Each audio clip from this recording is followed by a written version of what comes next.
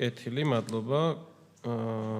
უფრაქციო პარლამენტის წევრები, თქვენი წებთ კითხვების დასმას. მე დავიწყებ და დასაწყისში დავიწყებ იმით, რაც რეგლამენტში წერია და მე მოვითხოვ, რომ ამ რეგლამენტის დაცვა მოხდეს პროცესის დროს, იმიტომ რომ ძალიან მნიშვნელოვანია პროცესი, რომ შეფასდეს ჯანსაღად, პროცედურები იყოს ის, რაც დაწერილია, ის პროცედურები იყოს დაცული და რეგლამენტში წერია, რომ როდესაც გამოდიან დეპუტატები ამ პროცედურულ საკითხზე ან სხვა საკითხზე, პარლამენტის თავმჯდომარესაც კი არ აქვს უფლება გააკეთოს კომენტარები, შეაწყვეტინოს და უპასუხოს და ასე შემდეგ. ეს წერია რეგლამენტში. ეს წესი ვრცელდება მათ შორის კომიტეტის ხდომის წარმართვის დროსაც. ამიტომ, ვიდრე იმ დაუწერელ და ცუდად შეთანხმებულ წესებს მოგვახოვდეთ თავზე, დაწერილი კანონი უნდა დაიცვას იურიდიული კომიტეტის თავმჯდომარემ. ეს შეგნებულად თქვი სტატუსი, იმიტომ რომ ამის ხაზგასმა განსაკუთრებით სიამოვნებს ხოლმე ვისაც ეს ეხება. ეხლა რაც შეეხება კითხვებს. მე მინდა და სხვა საკითხი დამეწყო, მაგრამ თქვენ შეეხეთ ისეთ საკითხს ბატონიშოთა, რომელიც ეხებოდა სასამართლოს დამოუკიდებლობას, რომ ცოტა გადაამახვევინა იმ თემიდან, რაც თითიც მინდოდა დამეწყო, მაგრამ მიუბრუნდები აუცილებლად. შესავლის სახით მინდა გითხრათ, ძალიან მნიშვნელოვანია ეს ფრაზა, რაც თქვით, რომ ჩვენ არ დავთმობთ ამ დამოუკიდებლობას, ეს მნიშვნელოვანია, ყველამ უნდა იცოდეს, რომ სასამართლო დამოუკიდებელი და ასე შემდეგ. 20 წლის წინ მე გავიგე პირველად, როდესაც დავიწყე ამ თემებზე მუშაობა, რომ სასამართლო კონსტიტუციით მაშინაც დამოუკიდებელი იყო, სასამართლოს მაშინაც ჰქონდა აბსოლუტური გარანტიები საკანონმდებლო დონეზე, რომ არავინ არ ჩარეოდა მას და ასე შემდეგ, ასე შემდეგ. ეხლა უბრალოდ დაემატა რამდენიმე ჩანაწერი, ის რაც ცუდი გამოცდილებიდან ვიცით, მაგალითად ის, რომ სახელის შეცვლა არ უნდა იწევდეს მოსამართლეების გაყრას, როგორც ეს მოხდა ნაციონალური მოძრაობის დროს 2005 წელს, როდესაც სახელი შეიცვალა და ურჩები და მორჩილები გადაარჩიეს. ამის მომსწრეც ვარ, იმიტომ რომ იმ პერიოდში ადვოკატი ვიყავი. ხო, ეს აუცილებლად თქვენმა წინამორბედმა მოსამართლემ თქვა აქ, რომ აი რა არის ქალბატონმა თამარმა, რომ აი რა უცნაურიაო და ესეც ღიაობის და საჯაროობის დემოკრატიის პრინციპებს მიაწერა, რომ და ეს არ არის აბსოლუტურად ეხა ამის კუთვნილება ის, რომ ყოფილი განსაჯელი მოსამართლეს ხდება ამ დარბაზში.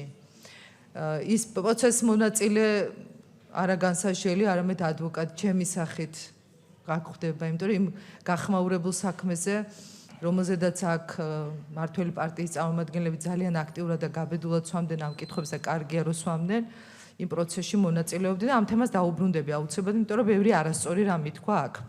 მაგრამ უბრალოდ მე ერთი რამე და გითხრათ, თქვენ სხვებისგან განსხვავებით, იმ წინა ორი მოსამართლისგან განსხვავებით, რომელსაც ასევე კორექტულად მოვიხსენიებ და თქვენთანაც ვეცდები მაქსიმალურად, რომ ეს ეთიკური სტანდარტები დავიცვა, მიუხედავად იმისა, როგორი გაბრაზებულიც არ უნდა ვიყო ზოგადად სასამართლო ხელისუფლებაზე, იმიტომ რომ ისინი ძალიან ცუდად ექცეოდნენ ადამიანებს წლების განმავლობაში და უსამართლოდ ჩაგრავდნენ. მე მაინც ესე კორექტულად, მაგრამ პირდაპირ გეტყვით, რომ კარგია, რომ ნაწილობრივ მაინც აღიარებთ, რომ იმ პერიოდში იყო ნამდვილად უსამართლო. ყოველ შემთხვევაში თქვით, რომ იგრძნობოდა გარკვეული ჩარევის მცდელობა. ეს რო არ თქვათ, მართლა არავინ არ დაგიჯერებთ, ისე როგორც არავინ არ დაუჯერა გუშინ და გუშინ წინ მოსამართლებს, რომელთაც თქვეს, რომ მაშინაც დამოუკიდებელი იყო სასამართლო, იმიტომ რომ ვინც ერეოდა სასამართლოში ის პოლიტიკური ძალა აქვს ის პარლამენტში და ისინიც აღარ უარყოფენ, კაც ისინიც ამბობენ უკვე, რომ ვერეოდით, არასწორად ვიქცეოდით და აი იმათ ვერ ვათქმევინეთ, ეს ვისაც უშუალოდ ეხება და თქვენ გამონაკლისი ხართ, ამ მხრივ აი ცოტათი, ესე ვთქვათ, რაღაცა კომპლიმენტი გითხარით ამ ნაწილში, თუმცა ეს იმ ფონზე ჩანს ახლა რაღაცა ძალიან დიდ რამედ, როცა მოსამართლეები ესე ჯიუტად ამბობენ, რომ ყველაფერი სამართლიანი იყო, რაც იყო. უბრალოდ ეხლა რო ამბობთ ამ სიტყვებს, რომ დაიცავთ ამ დამოუკიდებლობას, მე ბედნიერი ვიქნებოდი, როგორც რა უნდა გააკეთონ, როდის რა კანონი უნდა დაწერონ, რა უნდა შეცვალონ და თუ ამ განცხადებითაც დაინტერესდება ამჯერად მაინც შესაბამისი ორგანოები, ამაზე შემიძლია ვისაუბრო უფრო კონკრეტულ ფაქტებზე. როგორ ხდება ეს ამბები? რაც მე მიმაჩნდა ყოველთვის დაუშვებლად და ამას ვეწინააღმდეგებოდი, როცა შემეძლო ამისთვის წინააღმდეგობის გაწევა და გამიკეთებია ეს არაერთხელ.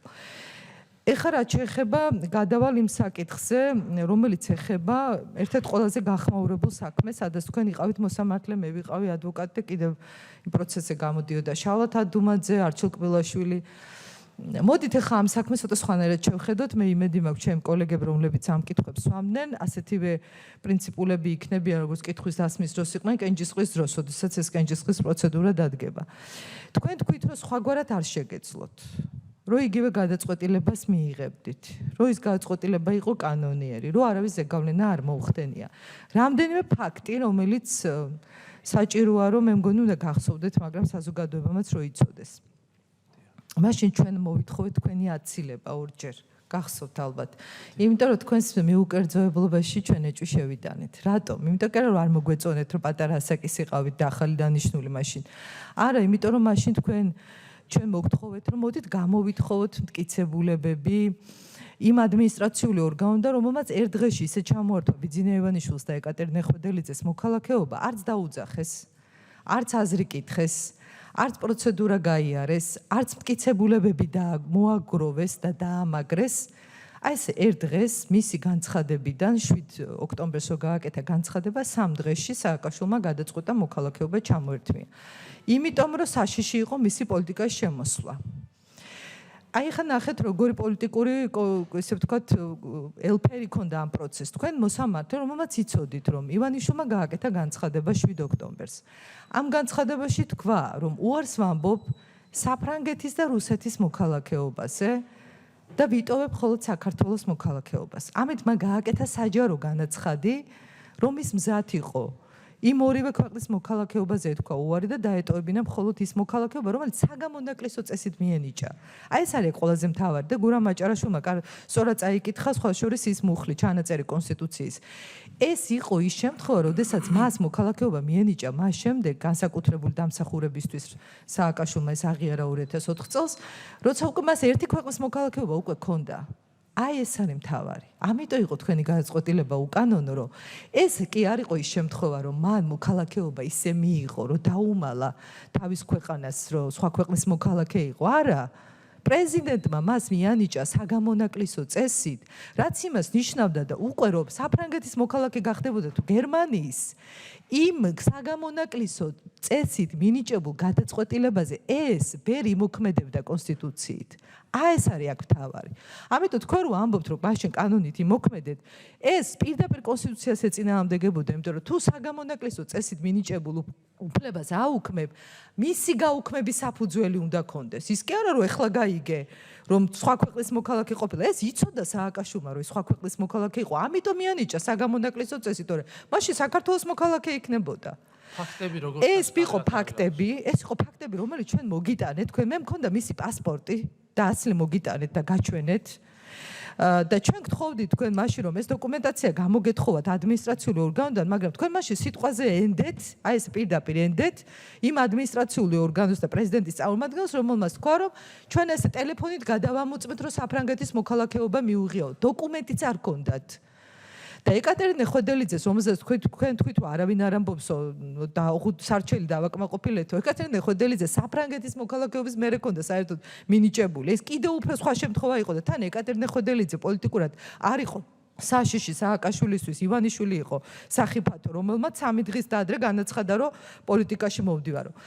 აი ეს ფაქტები და მე-6 მუხლი, იმიტომ რომ თქვენი ის კანონი, რომელიც ახსენეთ მოქალაქეობის შესახებ, იმაზე მაღლა დგას დამეთანხმებით ევროპული კონვენცია, ხო, იერარქიის წესით.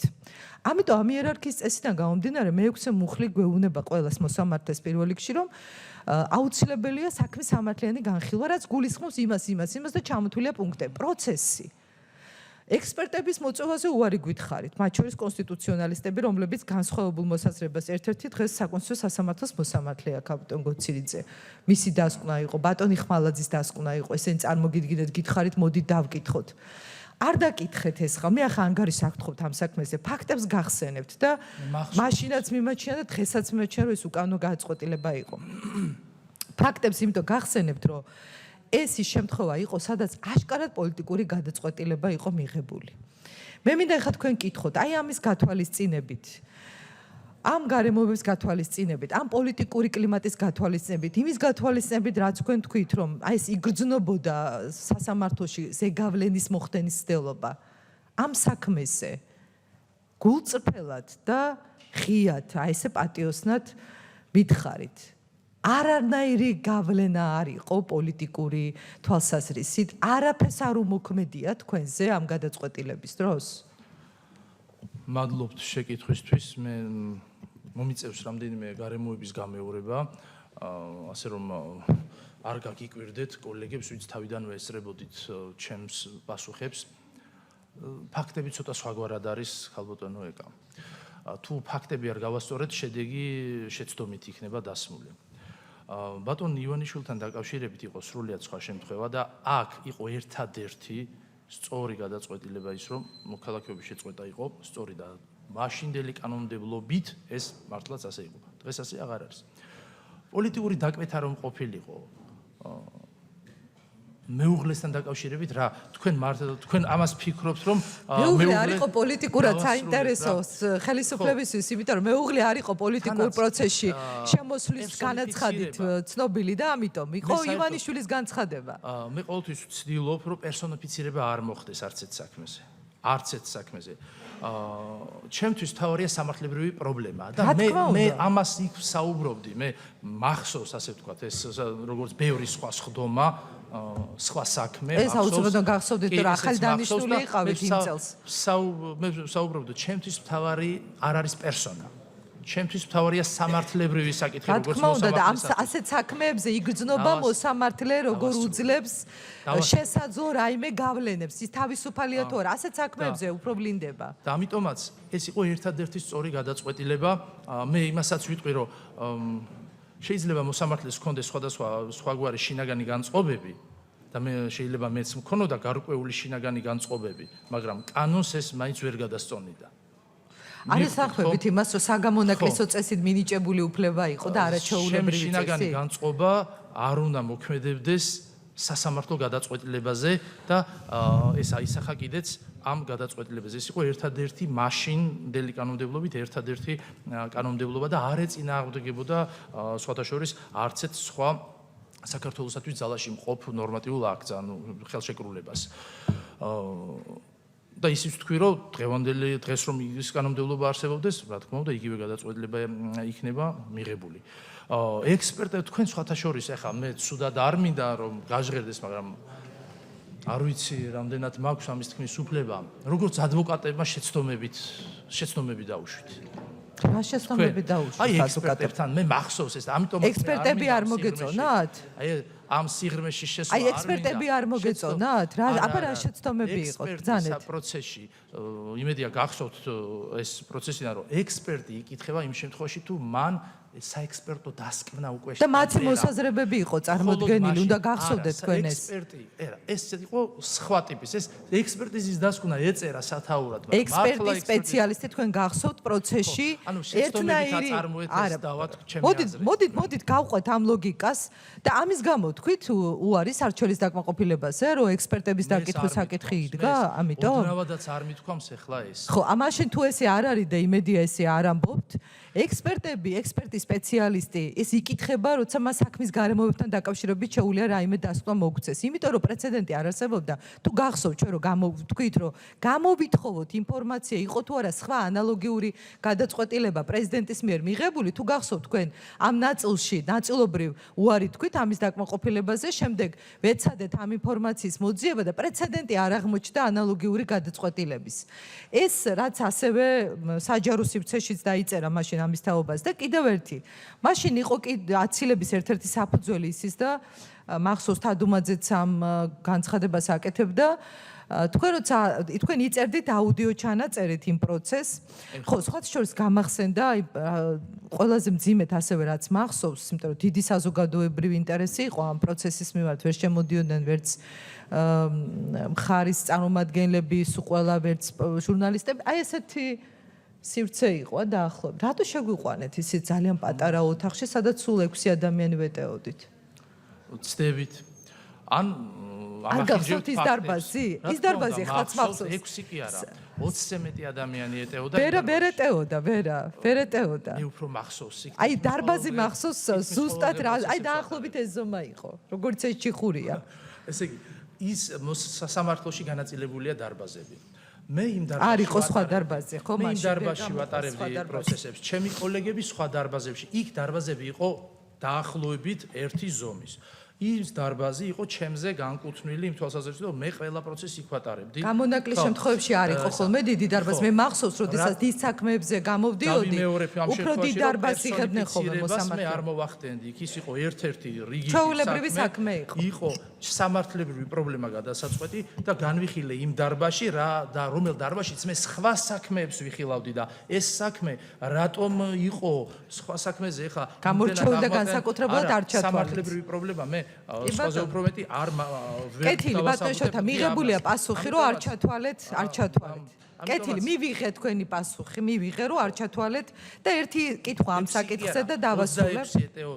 არა, ნამდვილად ვერ ეტეოდა, იმიტომ რომ ადვოკატებიც ჩვენ ყველანი ვერ შემოვედით ადვოკატ. მე ვიყავი მაგალითად და შავლაც იყო, მაგრამ ყველა ადვოკატიც ვერ ეტეოდა, იმიტომ რომ ეს პატარა ორადგილიანი სკამი იყო და 6 ადამიანი ვეტეოდით, ლამის ერთმანეთს ვეჯახებოდით იმ პატარა იმაში რაღაცა სარდაფივით იყო. და ესეთი კითხვა, მაშინ არ იყო ჩანაწერები, არ მოგვეცით ჩანაწერის გაკეთების საშუალება, ტელეჩანაწერებს, ვიდეო ჩანაწერს არ გულისხმობ, ის მერე ჩვენ შემოვიტანეთ 2013 წელს. მაგრამ აუდიო ჩაწერის უფლება იყო მაშინ კანონით, გახსოვთ თქვენ, მაგრამ ჩვენ უარი გითხარით, თქვენ თქვით, რომ ჩვენ ჩავიწერთ თვითონ სასამართლო და იწერდით ჩვენ რა საუბრობდით ადვოკატები და ჩანაწერის წესი უნდა არსებობდეს. მაგრამ როდესაც თქვენ აცხადებდით განჩინებებს რთავდით ხოლმე იმ აუდიო ჩანაწერს და არ იწერდით მაშინ. გახსოვთ და მაშინ დავაყენეთ ასევე კიდევ ერთხელ ეს გავაპროტესტეთ და გითხარით, იმიტომ ხო არ ხდებოდა ეს რომ შემდეგ იმ ოქმის გადაკეთების და манипуляციის საშუალება იოლად იქნებოდა თუ ჩანაწერი არ იარსებებდა. თუ რატო რთავდით მაშინ იმ აუდიო მიკროფონს? მოგახსენებთ. დიახ. ეს იყო და ჯერჯერობით კიდევ არის პრაქტიკა ესეთი. არსებობდა რეკომენდაციები და მე ვახსენე ეს რეკომენდაციები. ეს ახალი შემოღებული წესი იყო სასამართლოში საქმის განხილვის აუდიო ჩანაწერი, რომელსაც თან მოყვა თავისი ტექნიკური ინსტრუქცია. ეს ინსტრუქცია დაურიგდა ყველა მოსამართლეს, სადაც ეწერა, როდესაც მხარეები საუბრობენ მორიგებაზე მაგალითად. ან მოსამართლე აცხადებს სარეზოლუციო ნაწილს, შესაძლებელია რომ გამოირთოს ხოლმე ეს ტექნიკური მოწყობილობა. მეტი არაფერი არ ეწევა. უბრალოდ ამ ინსტრუქციის მიხედვით ხდებოდა ჩემი ხელმძღვანელობა, მეტი არაფერი. მე მახსოვს, რომ თქვენიდან ერთ-ერთმა ადვოკატმა, თუ არ ვიცი, ყველა გაეცნობოდით, მოითხოვეთ ყველას ხდომის ოქმი. კი, მოვითხოვეთ. ყველას ხდომის ოქმს გაეცანით. და ყველა მომდევნო ხდომაზე ბრძანებდით. რომ პრეტენზია არ გქონდათ ხდომის ოქმზე, ყველაფერი იყო სკრუპულოზურად ჩაწერილი. ესე იგი თქვენი ეჭვები არ გამართლდა. არავის არ გადაუკეთებია. ჩვენი ნაწილი იყო ჩაწერილი, უბრალოდ თქვენი გამოსვლები არ იყო, თქვენი გამოსვლის, თქვენ რო კითხულობდით განჩინებებს, ის არ იყო ჩაწერილი. ეს განჩინებები თქვენ წერილობით მე წერდით კი, მე წერდით, მე აკორექტირებდით. პრეტენზია არ გამოგითქვამთ არცეთ განჩინებაზე, იმიტომ რომ თქვენ პრეტენზია რომ ორჯერ დაგიყენეთ აცილება ბატონო შოთა. სამართლებრივი პრეტენზია განჩინების გასაჩივრება შეიძლება, შუალედური განჩინების. არცეთის განჩინება მე როგორც მახსოვს არ განჩინებაც გავასაჩივრეთ, რა თქმა უნდა, შემდეგ ასე რომ განჩინებაც, გადაწყვეტილებაც, კი, ყველაფერი კარგად მახსოვს, ეხლა ეს ერთ-ერთი სხვა შორ ჩემი ბოლო პროცესი იყო, როგორც ადვოკატის, მე რაღაც გამოსვლა სასამართლოს ხდომაზე, ასე რომ კარგად მახსოვს ძალიან ეს პროცესი. კარგი, მე ამ საკითხზე უბრალოდ რამდენიმე დეტალი გავიხსენე, დანარჩენი სურათი გასაგებია და მე მგონი არ ღირს ახლა ამ თემის კიდევ უფრო მეტად დრამატიზება, იმიტომ რომ ისედაც ყველაფერი ნათელია. გადავიდეთ შემდეგ საკითხზე, რომელიც ეხება თქვენს საქმიანობას, როდესაც თქვენ იყავით უზენაეს სასამართლოში, იყავთ სამდივნოს ხელმძღვანელი ბატონი ჩინჩალაძის. ეს არის ადმინისტრაციულ პალატის, რომლის თავმჯდომარე იყო ბატონი ჩინჩალაძე. დიახ. რამდენიმე რამ, რაც საჯარო ცნობილია, აი მაგალითად ერთ-ერთ ჩანაწერში, თქვენ იცით, რომ თქვენთან დაკავშირებით დაიწერა რამდენჯერმე, რომ თქვენ განსაკუთრებული სიახლოვე გაქვთ ბატონ ჩინჩალაძესთან. თქვენც გითქვამთ, რომ თქვენ მისი მეგობარი ხართ და თქვენი მეგობარია.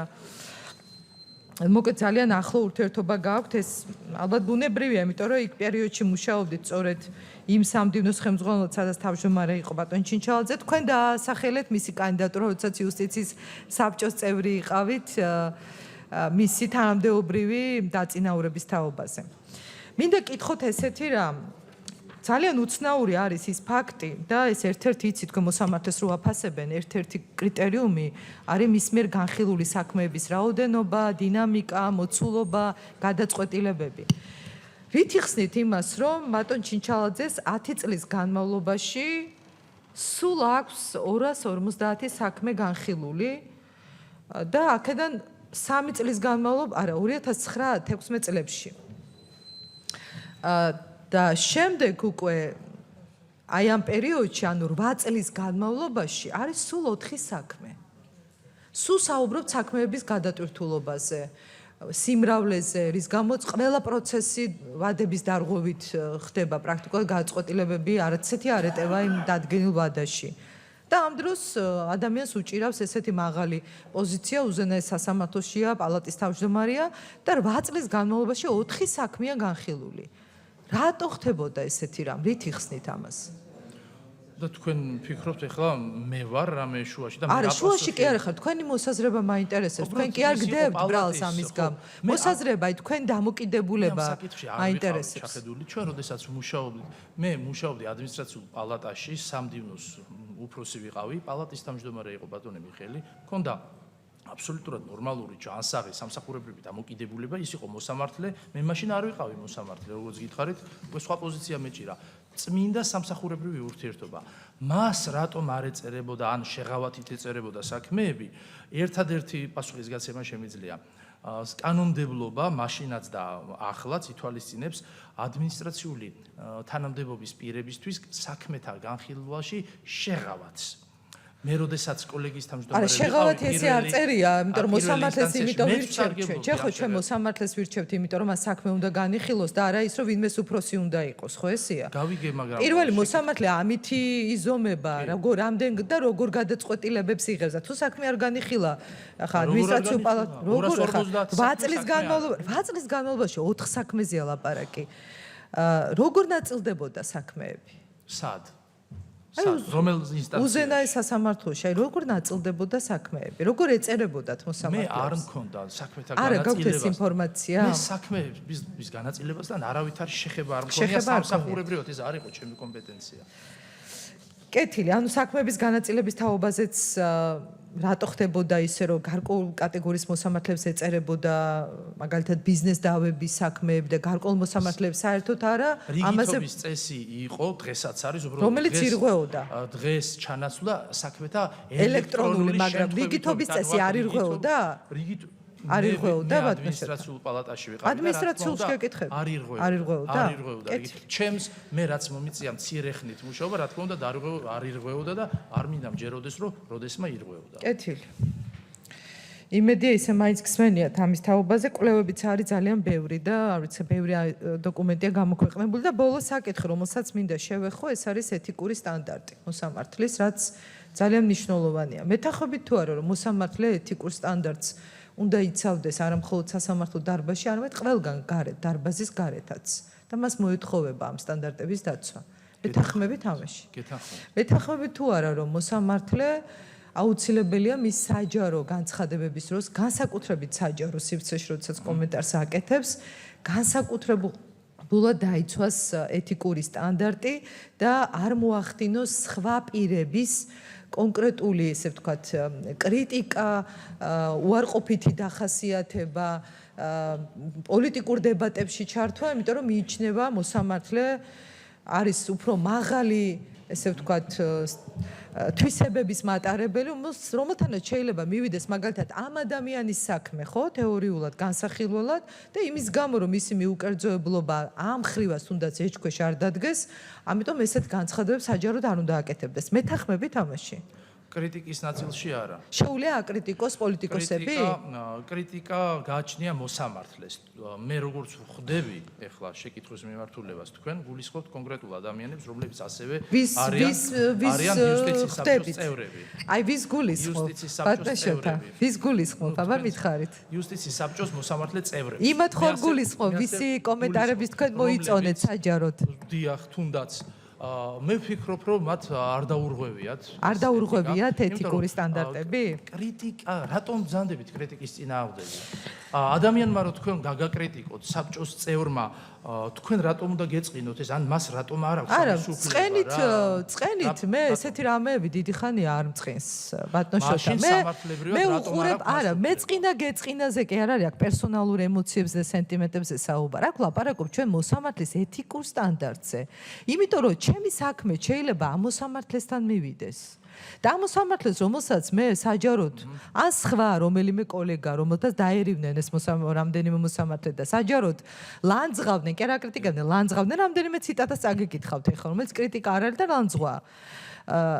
აი ეს იმიტომ არ შეიძლება ჯერ ერთი თვითონ მოსამართლეა, რომელსაც აქვს სასამართლო დარბაზში თავისი სამოქმედო არეალი და ქვეყნის სახელით გამოაქვს გადაწყვეტილება და ის თუ შევა ასეთ საჯარო დებატებში და პოლემიკაში მისი როგორც მოსამართლის მიუკერძოება ხო ეჭქვეშ დადგება. ერთ რაღაცას ვიტყვი თუ შეიძლება. დიახ, ძანეთ. აქ ლაიქები ახსენეთ. ხო, თქვენ მოიწონეთ ის პოსტები, სადაც ის მიხვდით თქვენ ვიზეც იყო საუბარი. დალაიქება რას ნიშნავს? მოწონებას. მოიწონეთ ბატონი მეთოფიშვილის და გვრიტიშვილის სალანძღავი პოსტები. ხა წავიკითხავ ციტატებს. ესე იგი, თქვენ თუ ფიქრობთ, რომ დალაიქება ნიშნავს იმ პოსტში კომენტარებიც გაქვთ გაკეთებული. იმ პოსტში არსებული ყველა ტერმინის მოწონებას, მაშინ ცდებით.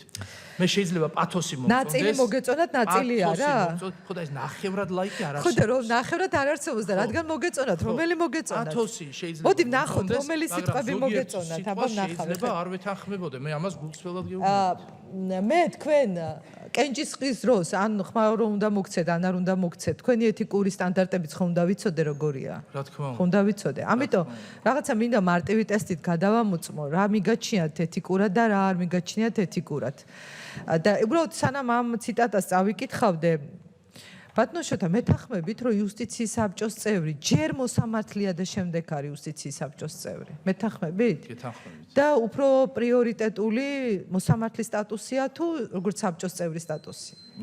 მოსამართლის. ამიტომ ალბათ იმაშიც მეთანხმებით, რომ იქ სადაც იუსტიციის საბჭოს როლშია, იქაც ეთიკური სტანდარტები მოქმედებს, ხო მეთანხმებით? გეთანხმებით, თუმცა აქ არის დანამატები. რაც მე სხვათა შორის ჩემს კომენტარში დავწერე.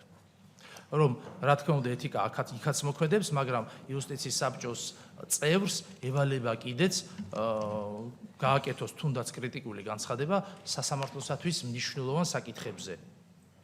და აქ თლათ სხვების უფლებების შეზღუდვით, მისი შეზღუდვა, საფუძვლით მისი შეზღუდვა არ მიმაჩნია სწორად. მაგრამ ადამიანური ეთიკა ყველა უნდა დაიცვას. აბა ესეთი ციტატები, რომელიც საჯაროდ გამოქვეყნდა და კომენტარი მოწონებული გაქვთ, რომ გავიგოთ რომელი მოგეწონათ და რომელი არ მოგეწონათ. კაპიტანი გიგაური 2010 წლიდან არის საერთაშორისო გამჭირვება საქართველოს დირექტორი. ეთყობა ნიჭიერია ამას მოხერხება უნდა საჯარო სამსახურში ჩინიც მიიღო, NGO-ში მთელი ეპოქა ბჭყალებში შექმნა. და ვერავინ ვერ მოიძებნა ამდენხანს რომ ვერ ჩაანაცვლეს ისის და მისი რუპორები ჯანიზაშვილ დოლიძე ტანდემში გვიკიჟინებენ რა ამბავია 5 წლით რომ ინიშნებიანო იგივე ეთქმის გიორგი მშვენიერაძეზე რაც თავი მახსოვს ეს კაცი სულ ტოპ მენეჯმენტში ეთყობა ესეთი ნიჭიერი ერთი საიაქმნის ცვლილებების ილუზიას მაგრამ იქაც პრინციპი ერთია ტოპ მენეჯმენტი რესპუბლიკური პარტიის წიაღში დაფთიანებული ხალხი ან მათი მეგობრები არიან. ეს ეთიკური სტატუსია? და რას ხედავთ აქ? არა ეთიკურს და კანონის დარღვევას ადამიანმა თავის შეხედულება დაწერა.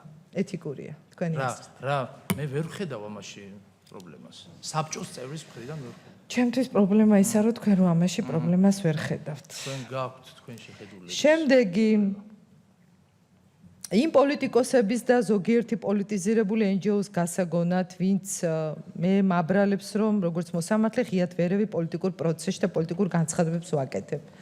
და შემდეგ და ასე შემდეგ ბევრი დიდი ციტატაა. პოლიტიზირებული NGO-ები, ბესელიასნაირი პოლიტიკოსები ერთად გვთავაზობენ სულხან სალაძესთან და ვიღაცეებთან ჩამოთვლილი ერთად გვთავაზობენ საკუთარ იდეებს. ამას შეიძლება ეწოდოს თავხედი და ზღვარგადასული თვითნებობა. ასევე ვიხილეთ მითითებული ერთ-ერთი ქალბატონის fake news-ები, განგარიშები და ასე შემდეგ. ეს ეთიკური გამონათქვამებია მოსამართლის მხრიდან და მოსამართლე შეიძლება ესე საჯაროდ წერდეს ან საუბრობდეს? მიგაჩნიათ, რომ ეს კარგი სტანდარტია? მე მიმაჩნია ის, რომ მე არ უნდა დავარღვიო ეთიკა, თუნდაც ეხლა. როდესაც თქვენ პასუხებს გცემთ, მე ისიც გააზრებული მაქვს, რა პროცესში ვიმყოფები, ისიც ვიცი, რომ უნდა ვიყო გულწრფელი, მაგრამ ასევე ისიც ვიცი, რომ არ უნდა დავარღვიო ეთიკა. თან მე ეთიკა რას გულისხმობს ეთიკა? ეთიკის რა არ უნდა დარღვევაში დაარღვიოთ ახლა? რას დაარღვევთ? თუ იტყვით მიგაჩნიათ სწორად თუ არა? კეთილი, გისმენთ. რომ მე რომ ეხლა დავიწყო ჩემი კოლეგების თითოეული კომენტარის კრიტიკა, ეს მომწონს, ის არ მომწონს, ესე გამოწვლილვით კონტექსტიდან ამოგდება, თანაც მე ეხლა ზუსტად არ ვიცი რა კონტექსტშია ეს ყველაფერი ნათქვამი, არ ვიქნები შეიძლება გავცდებ ეთიკურ ჩარჩოს. არ მიმაჩნია ჩემი კოლეგის, არ მიმაჩნია ჩემი კოლეგის მიერ გამოყენებული ტერმინების განხილვა აქ ეხლა ჩემი შეფასების კრიტერიუმად. მე თავს შევიკავებ ასეთ შეკითხვებზე პასუხი მივიღებ. თქვენ მიგაჩნიათ, რომ კოლეგის კრიტიკა იქნება არაეთიკური და ეთიკის ნორმის დარღვევა და თუ სხვა პირებს გააკრიტიკებს, მათ შორის შეიძლება ეს პროცესის მონაწილე იყოს, ან საჯარო პირი იყოს, პერსონალურად ისაუბრებს მასზე მოსამართლე, ეს ეთიკურად ასაშვებია? მარტო მოსამართლეზე ვრცელდება, რომ არ შეიძლება მისი შეფასება და სხვა დანარჩენზე, ვინც აი ჩამოვთვალე ამ კატეგორიაზე, არ ვრცელდება ეს ეთიკური აკრძალვა. თქვენი მოსაზრება როგორია? მე ვფიქრობ იმას, რომ სასამართლოსათვის არასოდეს მოუტანია კარგი იმას, რომ იგი აქტიური არ იყო და საზოგადოებას აქტიურად არ ესაუბრებოდა. განვაზოგადებს საზოგადოებას, სხვადასხვა აქტორებს და სულ გაჩუმებული იყო. ეხლა როგორც იქნა სასამართლომ იუსტიციის საბჭოს სახით პოლიტიკურ პროცესებში არიან ჩართული დებატებში. არ დამისრულებია და ჯერ ეხლა რატო აკეთებ წინასწარ არა, თქვენ უკვე თქვით, რომ ეხლა საბჭო ჯერ ნახევარიც კი და როგორ გაიგეთ. თქვენ ნახევარი სიტყვაც კარგად რომ ესმის რა. ხო, რა ვიცი, მე ეჭვება. აი ზუსტად იმას სიტყვით ეხლა რაც მე ვთქვი. ამიტომაც როგორც მივახციეთ ამას, უფრო გაიხსნა სასამართლო. მოსამართლეს მე მოსამართლე რომ საჯაროდ ლაპარაკოს მოსამართლე ასეთ და საჯაროდ მაგალითად თქვენ გაკრიტიკებთ და სხვათა შორის ძალიან ბაცია ზღვარი. რა მნიშვნელობა გვის აკრიტიკებს ყობერიძეს, ფოფხაძეს, გოგიჩაიშვილს? შეიძლება პოლიტიკურ დებატებში შევიდეს მოსამართლე? თქვენ უნდა აკრიტიკოთ თურმე და იუსტიციის საბჭოს მხრიდან კრიტიკა არ უნდა თქვენ განსხვავებას პოლიტიკოს და მოსამართლეს შორის უკაცრავად ვერ ხედავთ? მოსამართლეს და პოლიტიკოს შორის დიდ განსხვავებას ვხედავ. აბა რას ნიშნავს? ჩვენ უნდა ვაკრიტიკოთ, კი, ვაკრიტიკოთ. ბევრ განსხვავებას შორის. მაგრამ მოსამართლეს არ აქვს ესეთი თავისუფლება. გისმენთ თან გერთვებით, რომ აი ეგ ჩართვა არ მოქმედებს კარგად ჩემს პასუხზე და თუ გულწრფელი პასუხი გჭირდება, თქვენ ამასაც უნდა გაუძლოთ, იმიტომ რომ მოსამართლეს ასევე მყარინებები უნდა. ამას შევეცდები რომ გაუძლო. ნამდვილად და შევეცდები, არ ვიცი მაგრამ იმედი მაქვს რომ გაუძლებ. მაშინ უზენაეს სასამართლოში როგორ გინდათ გადასვლა, ბატონშოთ ამას თუ ვერ გაუძლებთ. თქვენ ფიქრობთ ასეთ რაღაცას, თქვენ უნდა აკრიტიკოთ და სხვა არ უნდა გაგაკრიტიკოთ. აი ესე წარმოგიდგენია. უნდა გამაკრიტიკოს, მაგრამ არა მოსამართლე, იმიტომ რომ მოსამართლის კრიტიკის და მისი სათქმელის ადგილი არის განაჩენი და გადაწყვეტილება სასამართლო დარბაზი. ამაზე უნდა ვსაუბრობდეთ ახლა მე და თქვენ. საბჭოს წევრს ცოტა სხვა ვალდებულებები აქვს. მისი გამოხატვის თავისუფლება უფრო ფართეა ჩემი მოსაზრებით, ვიდრე მაგალითად ჩემი. მაგრამ ის მოსამართლეა, ხო, მან ჯერ მოსამართლეა. როგორც რიგითი მოსამართლისა. ამას მე დავარქმევდი ახლა თქვენი მხრიდან ცალკარში თამაშს. თქვენ თავს ესხმით და პასუხის მოსმენა არ გსურთ. აი ამის მომხრე ბრძანდებით თქვენ, მე ამაში თქვენ ვერ დაგეთავაზებთ. მე არ მithქვამს პასუხის მოსმენა არ გსურს, მე ვისაუბრებ ფორმაზე.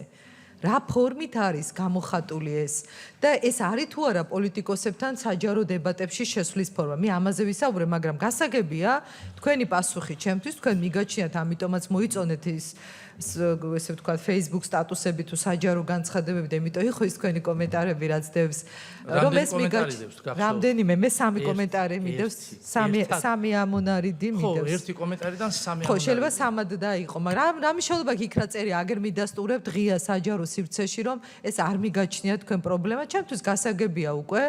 მე მეტი კითხვა არ მაქვს, უბრალოდ შემაჯამებლად ერთ რამეს ვიტყვი. მე მგონია, რომ ყველაზე მთავარი პრობლემა არის ერთი ის, რომ იმ პერიოდში, როდესაც სასამართლოში ყველა არა ეხა იქ იყვნენ პრინციპული მოსამართლეები მახსოვს, ამდენიმე თვითონაც წავიდა დატოვა თანამდებობა, განცხადება დაწერა, იმიტომ რომ ვერ გაუძლო იმ წნეხს. ზოგი ადვილად დაექვემდებარა, ზოგი წვალობდა, მაგრამ და ზოგი სიამოვნებით. ბევრი კატეგორია იყო და ასეთ ადამიანებს ნამდვილად ვიცნობ. პრობლემა არის ის, რომ ის ძალიან მძიმე წარსული გამოვიარეთ, იმ მძიმე წარსულში ვისი ხელითაც იქნებოდა ის უსამართლობები, ეს არა მხოლოდ სისხლის სამართლის კუთხით იყო, რაც თქვენ ბრძანეთ, ეს ადმინისტრაციული კუთხითაც იყო, იმიტომ რომ ქონების ჩამორთმევები, საკუთრების უკანონო ხელყოფის ფაქტები ადმინისტრაციული წესით განიხილებოდა, მათ შორის ადმინისტრაციული ორგანოს გადაწყვეტილებები, ადმინისტრაციული სამართალდარღვევის კუთხით კიდე ცალკე, ის თქვენ შეიძლება არ შეგხებიათ, მოკლედ იყო ძალიან მძიმე პერიოდი. ის მოსამართლეები დღეს როგორც თქვენ მაგალითად უვადოდ დაინიშნეთ. ეხლა უკვე უზენაა სასამართლოში სურთმად გადასვლა. და ამ დროს ჩვენ საუბრობთ ისეთ ეთიკურ სტანდარტებზე, ისეთ მარტივ საკითხზე, რომელზედაც მეგონა რომ ამაზე მაინც არ ვიკამათებდით და 2x2 იყო, შეიძლება თუ არა მოსამართლე ესე საუბრობდეს საჯარო სივრცეში. არასოდეს, მე არასოდეს 96 წლიდან საადვოკატო საქმიანობას ვეწევი, არ მახსოვს არც ერთი მოსამართლე ღია საჯარო სივრცეში გამოსულიყო პოლიტიკური და საჯარო დებატების ფორმატში ან საჯარო ესე კრიტიკის ფორმატში ასეთი სიტყვებით მე ეს არასოდეს არ მახსოვს, არა იმიტომ რომ ამის უფლება არ ქონდათ. ყველა მიცოდა რომ ეს იყო არაეთიკური საქციელი და მოსამართლე მარტო ამიტომ არ გამოვიდა. შიშითაც ეშინოდათ, ბატონშოთა ეშინოდა, ვინ გაბედავდა? დღეს რომ ბედავენ პოლიტიკურთან, მაღალი პოლიტიკური თანამდებობის პირებთან შეხვედრებს, საუბარს, პარლამენტში შპარგალკებით მოსვლას, ვინ გაბედავდა ამას? ვინ? კომენტარი. ვერავინ ვერ გაბედავდა. თუ ვინმეს უფრო აინტერესებს მეტი ინფორმაცია, ამითაც დაინტერესდეს და ეხლა ეს ხდება. ეხლა მოსამართლეები ერევიან უკვე პოლიტიკურ გადაწყვეტილებებში. აი ეს არის რეალობა. ერთ კომენტარს ერთადერთ კომენტარს გავაკეთებ ამ განცხადებებთან დაკავშირებით. დემოკრატია მათ შორის ისიც არის, ქალბატონო ეკა, რომ თქვენ პოლიტიკოსები ხშირად იცვლებით. თქვენ დღეს ხართ, ხვალ აღარა ხართ, ზეგ ხართ და ასე შემდეგ. და მე უვადოდ დანიშნული მოსამართლე უნდა ვიყო და თქვენს ცვალებადობასთან ერთად მე არ უნდა ვიცვლებოდე. აი ეს არის. ეს ამას ჩვენ მივაღწიეთ რამდენიმე წლის წინ. არ უნდა ვიცვლებოდეთ, წინააღმდეგ შემთხვევაში დაინგრევა ეს ქვეყანა. მე ვარ უვადოდ დანიშნული და არ უნდა მაინტერესებდეს პოლიტიკური რყევები. და თუ მე ეს არ მაინტერესებს და ნებისმიერ პოლიტიკურ რყევას მოსამართლე უძლებს, ანუ და ის რჩება მოსამართლედ და არ მიყვება თან პოლიტიკურ გუნდს, ეს არის ძალიან დიდი მონაპოვარი ნებისმიერი ქვეყნისათვის და მე მიმაჩნია, რომ ამ ეტაპზე ჩვენმა ქვეყანამ ამას მიაღწია. და თუ თქვენ ეს არ მოგწონთ, ფიქრობ რომ ეს არის თქვენი დიდი პრობლემა. ბატონშოთა, მოდით მე ჩემ დროში მე მინდა რომ მე დავასრულო, თქვენ მე სხვა დროც გექნებათ, კითხვები გრძელდება, ამიტომ მე გავაკეთებ ამაზე ბოლო კომენტარს და ამით დავასრულებ. მე მომწონს და ამისთვის ვიბრძვი ბევრი წელია. ბევრისგან განსხვავებით, რომელსაც ეხლა გაახსენდა სასამართლოში პრობლემები, რომ სასამართლო დამოუკიდებელი იყოს. არასოდეს ამდომებია მოსამართლეობა, არასოდეს ზუსტად იმიტომ, რომ იმაჩნდა მოსამართლეს ზუსტად ისეთი ზეთვისებები უნდა კონდეს, რომელიც ბევრ რამეს უძლებს, ან ბევრ რამეს გადაგალახინებს და ბოლო-ბოლო ადამიანები უნდა გაასამართლო და განსაჯო. ამიტომ გაცილებით უფრო მაღალი წარმოდგენა მაქვს მე მოსამართლის პროფესიაზე და მის მაღალ სტატუსზე, ვიდრე თქვენ.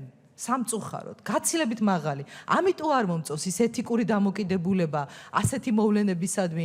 ამიტომ არ მომწონს, რომ გუშინ რო ხმას ვერ იღებდნენ, დღეს პოლიტიკურ განცხადებებს აკეთებდნენ, იმიტომ რომ არც გუშინ იქცეოდნენ სწორად. და არც დღეს არ იქცევიან სწორად და არ ვეთანხმები იმ განცხადებას, ცუდი რო კარგი გახდა დღეს, იმიტომ რომ ჯერცეთი გამოსასწორებელი მოსამართლე არ გვჭირდება. პოლიციელი, პროკურორი შეიძლება გამოსწორდეს, პოლიტიკოსი შეიცვლება, აი მოსამართლე შამთა ცვლილებას და პოლიტიკური გუნდის ცვლილებას რო კარგად ერგება, იმ დროსაც რო კარგად მოერგნენ და ამ დროსაც რო კარგად ერგებიან, მე ეს არ მომწონს და ამას აღუდექი წინ. სხვას კი არაფერს, იმიტომ რომ მე მინდა რომ ჩემმა ქვეყანამ გარანტირებულად მიიღოს და ჩვენმა შვილებმა დამოუკიდებელი მოსამართლის სამართალი. აი ეს არის ჩემი პოზიცია, ამით დავამთავრე, თქვენ სხვა კითხვებზე გექნებათ შემდეგ კომენტარების გაკეთების საშუალება. ბატონი გედემან ფოფხაძე 20 წუთია დარჩენილი. მოგესალმებით ბატონო შუთა. მოგესალმებით. მე მინდა დაუბრუნდეთ ბატონ ბიძინა ივანიშვილის